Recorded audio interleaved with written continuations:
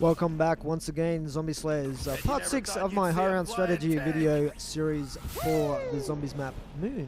Hope you're enjoying it so far. And we're moving into round 19 here, just having a little bit of fun on the launch pads. Okay, so we've got the zap guns out here. Now let me talk about the zap guns for a little bit. Basically, they're kind of like having two mini Wonderwaffs. As you can see, they are a one-hit kill, provided you can hit the bloody zombies with it here. And I found it a little bit tricky to get used to the aiming with these dual-wield weapons, but what they'll do is they'll take out a zombie in one hit, but one zombie at a time. And you do have initially, in the non-upgraded version, you have 8 rounds in each of the zap guns, with 64 in the chamber, or in the magazine if you like. Once it's upgraded, you get 12 in each gun and you get 100 in the magazine. But when you join this thing together, it becomes a wave gun, and what that does is similar in a way to the Wonderwaff, in that it will kill a large group of zombies at once. It doesn't seem to be limited, as is the Wonderwaff, to 10 zombies at a time though. But what you want to do is have the zombies grouped up together so that they're crammed into a tight little train or group of zombies before you use it to take out as many as you possibly can. And we'll see that as we go through the game here a little bit later. So this weapon is basically what you need to get to the high rounds in this map, because there are no traps in the map Moon.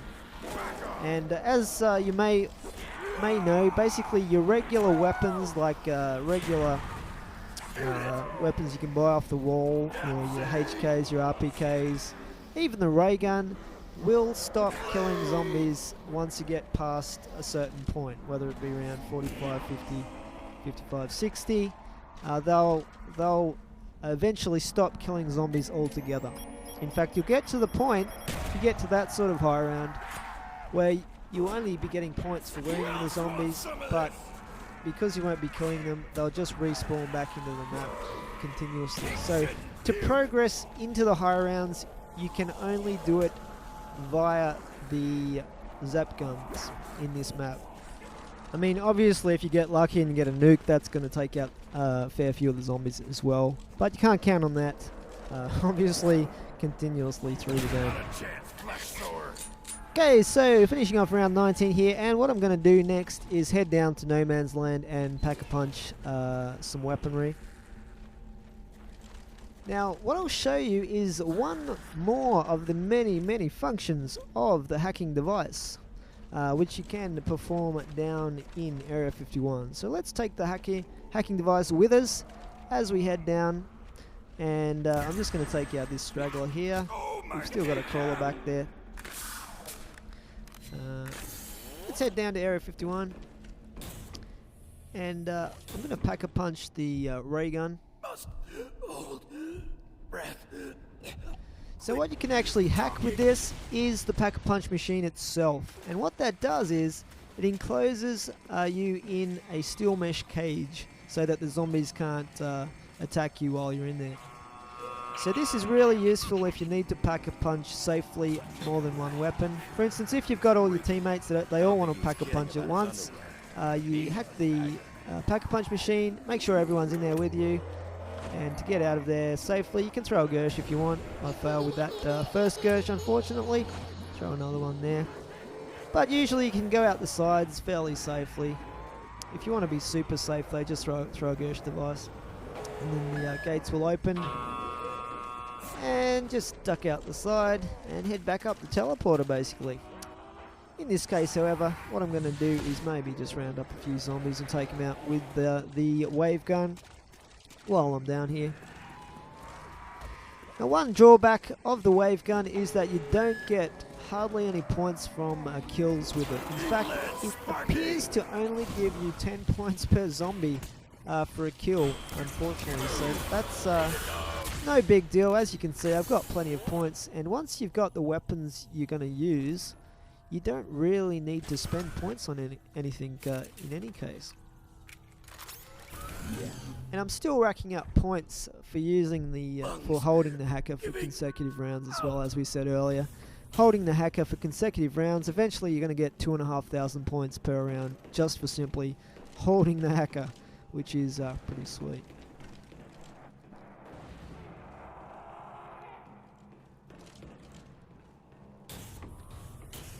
Now, once you come back from No Man's Land, if you had a crawler, basically he will respawn with legs. And just a little tidbit there if you didn't know that already. But we'll be heading back up to the biodome here. Now, talking about my choice of weaponry, I've obviously got the zap gun here. And you want that as your main killing weapon, especially in the really high rounds. It's the only thing that will kill zombies. But for my secondary weapon, I like to have the ray gun, and the reason for that is basically the ray gun seems to be one of the more effective weapons for killing the space astronauts, and so I'll keep that for the astronaut in the higher rounds, and I'll just use up all the ammo on the astronaut when I want to take him out. Now, for my third weapon, because we've got Mule Kick, obviously that lets us have 3 weapons at a time. I have Mustang and Sally, and that can be good for defense if you get swarmed by zombies and you need to take them all out quickly. But in the later rounds, it's also good for getting drops. So, as with a lot of Wonder weapons, if you're using the zap guns or you're using the wave gun form of the weapon, you don't seem to get any drops at all from killing zombies the way you would do with a normal weapon. So if you do get low on ammo and you need a drop to hack it into a max ammo, as we showed earlier in the video series, you can use either a Gersh device to take out a whole swarm of zombies at once, and you'll often get a drop that way. But you can also use Mustang and Sally and just basically smash the group of zombies with Mustang and Sally, and you'll often get a drop that way as well. So I get a drop here, I believe, and at the same time a new astronaut dude spawns into the map.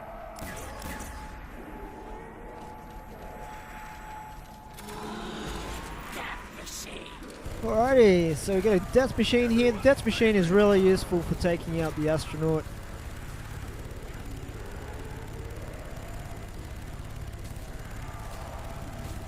Okay, so we'll take care of these zombies here with the death machine. And say goodbye to our space dude as well, or space dudette in this case. Okay, so that's pretty much the end of round 20. We'll be moving into round 21 shortly. It's just basically we'll be sprinting through the rounds as fast as we can now that we've got the ideal weaponry that we wanted.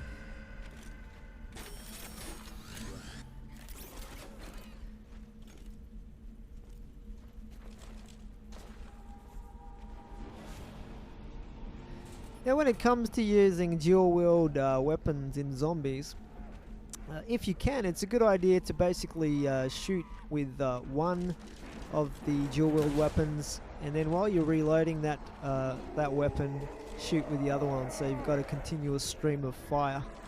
That works well with Mustang and Sally, for example. And that way you're not reloading both at once. If you can do that, it's a good technique. And already we've got another spaceman spawned in there, which is unfortunate. But they're not too much of a problem, as long as you keep your distance from them. They're not too much of a hassle. I'm certainly glad that they're not like George Romero and go crazy if you happen to hit them with a stray bullet, that's for sure. Alrighty, so let's try and group up the zombies a bit here and take them out with the wave gun. So you get that super cool animation where their eyes bleed and they seem to expand as if they're in the vacuum of space or something like that. I don't know what that's meant to be, but it actually does the same thing back in No Man's Land on Earth, so it's Can't be anything to do with the low gravity. And that's probably the most efficient way to use your ammunition, is just to group up all the zombies until they've stopped spawning in, and then take them out with one blast of the wave gun. If you have the patience for that, it is the most efficient way to do things. And I do find it's a little bit distracting when those perks up on the launcher pads spawn, because you tend to look up at them. You almost can't help yourself, and then you can't see what's coming in front of you. Now, the spaceman here is actually Andre Lawton, who is a production coordinator for Treyarch. If you're interested in that sort of thing. Probably not. So you can move back to this other end of the map as well to get away from the spaceman if you need to, but you can fairly easily avoid him. But sometimes, just for a bit of variety, you might want to head up to this end of the map, end of the biodome, and but what I tend to do with more than one player in this map is I'll tend to run my spot back here, and I'll have one other player up near the other end of the biodome, up near where the exit goes out towards the top of the laboratory area, you know what I mean? And he'll run a circle there. You have to be careful not to overlap your zombie trains. And then we'll have a third guy out near the AK-74U. That seems to be the most comfortable and ideal scenario, in my opinion, for playing this map multiplayer. But you could conceivably have a fourth player down the laneway towards the exit out to the teleporter as well. Okay, so that is part 6 of our high round strategy series for this map, Moon, and we will be continuing it in part 7. Please rate and comment on this video, and for now, it is Sleepy Jim out. Thanks for watching.